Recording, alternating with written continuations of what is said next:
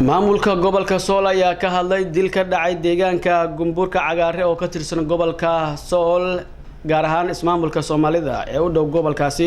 waxaana uu tacsi u diray eheladii iyo qaraabadii uu ka geeriyooday dilkaasi Mawlid Hardigeed oo inoogu soo warrama magaalada Laascaanood ayaa warkan inoo soo diray gudoomiyaha gobolka Sool Cabdi Khayraad iyo wasiir dawladaha wasaaradda beeraha Soomaaliland Cabdiwaahid Cabduqaadir abaanduulaha ciidamada saldhigga toddobaad Ibraahim Ashkariya sidoo kale wasiir ku-xigeenka wasaaradda cadaaladda Soomaaliland Yuusuf Lahaar iyo agaasimaha wasaaradda dhaqanka iyo dalxiiska ayaa maanta tacsiye baaq u diray dhacdo shalay ka dhacday deegaanka Gumburka Cagaare oo dhacda xuduudaha gobolka Sool gobolka Mudug iyo gobolka Doolo dowladda deegaanka Soomaalida Itoobiya مسؤولينتن ayaa tacsiye u diray 3 qof oo shalay ku dhintay deegaankaasi mid kalena oo ku dhaawacmay halkan saaka waxaan sugnaan ka hadalno dhacdadii shalay galab ka dhacday deegaanka Gumburka Cagaare oo ku taala xuduud u dhaxaysa Jamhuuriyadda Soomaaliland iyo dowladda deegaanka Soomaaliya Itoobiya marka ugu horeysa waxaan ka tacsiyeynaa dadkii halka lagu laayay qoysaska ay ka baxeen Ilaahay waxaan leenahay sawirada ka siiyo marka laadna waxaan leenahay أنا وحنا كل شغالين هذا نهاي المامك قبل كسول أما إلهيني ونقيب كاهن بتجري الأحمر تلباد البلاد ولاها لصاف جريمة ده هذا السنة دي حاجة اللي تشوفه وحنقول شيء إن عد كستا وأنا مقلص عمل داون دونته إن أنا رحالي كنا قناعين أما أنا أقبل الدونين أما أنا يقول دونين عد كستا هو شغله كله هاي إن السوق شجودها قبل كسول أما حدود السماء قاعد بيرنا أنا كوكبان دونه cid kasta hawsha ay finada kicisay ama nabadii labada beelood ay xidheen ee ka dhaxaysay ma taqaana farqaadada ku riday waxaan leenahay waxaan kala shaqeyn doonaa cid kasta oo hawsha ka qabanaysa sidii wax looga qaban lahaa cid kasta oo fildambiyeed ka gashay oo ay ku cadaato oo xuduudda ama ma taqaana gudaha gobolka soo gashana eega mayno meel kasta ay joogaan baan ugu taganaa waxaan leenahay beesha ay dadku ka dhinteenna idinkuna de samra ilaaliya wada dhalashada ilaaliya ma taqaan diris wanaag iyo wada noolaanshaha dadkaasi waa dhinteen maanta soo noqomayaan cid kale ay naga raacin waa inaad ma taqaan la shaqeysaan laamaha amnigu si dadka dhibaatada geystay loo qaban lahaa waxaan mar labaad ku celinayna inaan aqbali doonin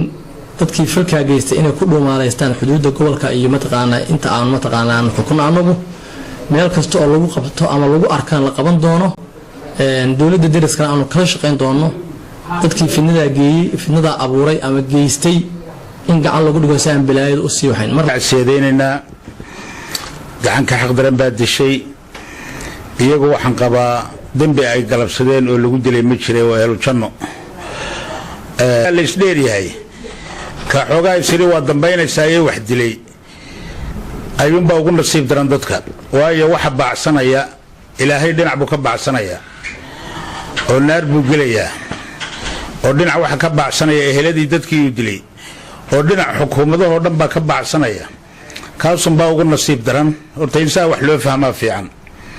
qofka ku degdegaya qof islaama in uu isagoo aan la dagaalamin xabad ku dhufto oo dilo waxaan anigu qabaa arrintaas waa arrin qariibna u ah oo baryahan oo dhan dhacdhacaysay arrinta in la iska wacyigeliyo oo culimadu ay ka kacdo oo dadka laga wacyigeliyo shaqaaqada dhacdayna waxa loo baahan yahay in aqli lagu xukumo in lagu xukumo xigmad lagu xukumo in dhacdada dhacday la isaga yimaado oo dabadeedna maxaan ku raadayay sidii kuwii horeba loo xalilay kana loo xiro oo loo xalilo oo dad kale inaga raacin marka ugu horeysa waxaan tacsiyadeynaynaa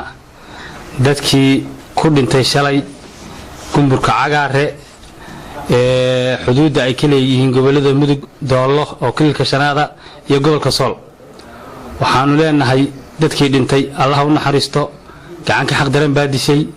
shacab ahaan ee reer Sool hadaan nahay aad baan u cambaaraynaa falka wixii geystayna waxaanu ku boorinaynaa gudoomiyaha gobolka maamulka heer gobol iyo ciidamada ammaanka go'aanka ay ka qaateen inay nabadda xakameeyaan si nabadda loo helana ay soo qabqabtaan dadka gobolada maamulka Doolood ee kilka shanaad iyo gobolka Sool go'aamada ay ka qaateen in nabadda ka wada shaqeeyaan gobolka mudugna sidoo kale aan u soo jeedinaynaa inay nabadda kala shaqeeyaan. maanta halkan waxaanu mas'uuliyiinta xukuumadda dhexe iyo maamulka gobolka isugu nimi inaan baaq nabadeed ka jeedino dilkii shalay ka dhacay Gumburka Cagaare oo 3 qof oo deegaanka ay ku dhinteen mudug runtii aad iyo aad baan uga xunnahay wax la filayna maaha qolada dhibaatadu gaadhin waxaan leenahay samiriyo Ilaahay naga siiyo waxa la sabro haddii nabadda la xoojinna dhibaatadu way sii badanaysaa wax ka badan baa dhacaya waxa u xilsaaran iska kaashanaya ilaa shalay xiriirkeedu waday labadaba gudoomiye ee Sool ee Somaliland iyo gobolka Doolo ee Kenya Soomaaliya Ethiopia xukuumadda dhexe ahaan diyaar baan u nahay arrinka nabadda sidii loo xoojin lahaa.